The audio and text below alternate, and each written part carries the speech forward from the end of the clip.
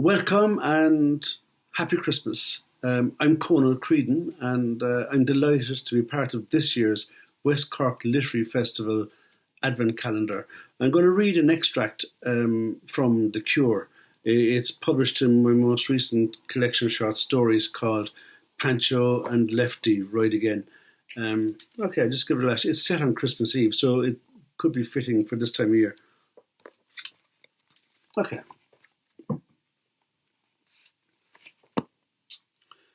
A sleepy Saturday morning on Half Moon Street and just around the corner Christmas. I'm walking off with a self-inflicted pain, you know how it is. 3 days on the Rantan. 3 whole days drinking me seasonal bonus. You know how it is when the belly's had a skinful, the mind is willing, but the body isn't able. Well, that's how it is. Just out for a scove, myself on my own. No particular place to go, just following me nose. Just follow your nose. That's what my granda used to do.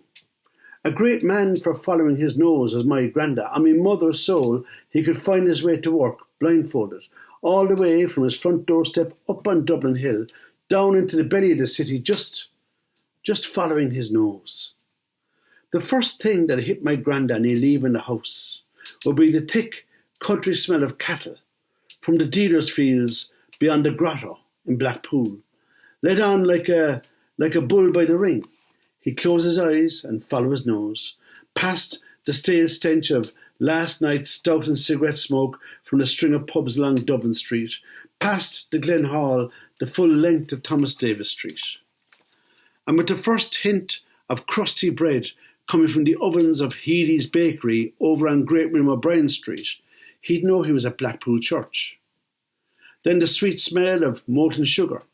The Shawleys making toffee apples up on Gerald Griffin Street would carry him past the oak casks of the distillery onto the Watercourse Road. Ah, pleasure. A pleasure cut short by the piercing, deathly, toxic, foul cloud coming from the slaughterhouse off Denny's Lane.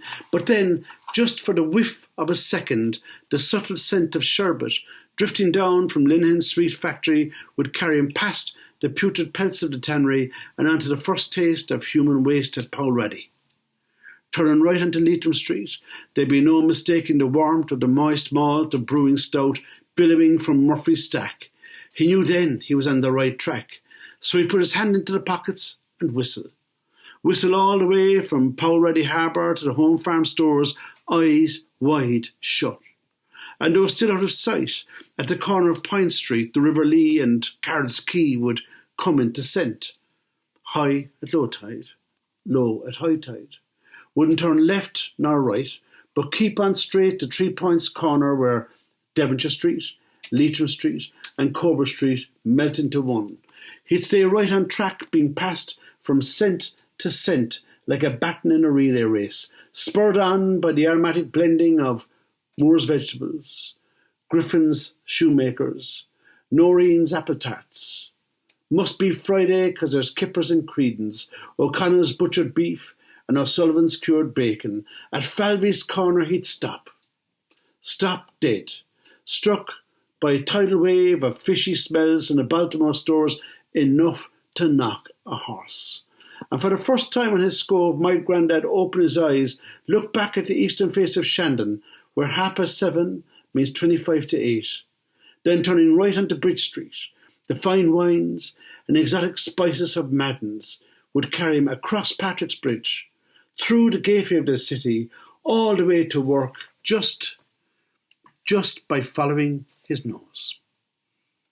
Thank you and happy Christmas.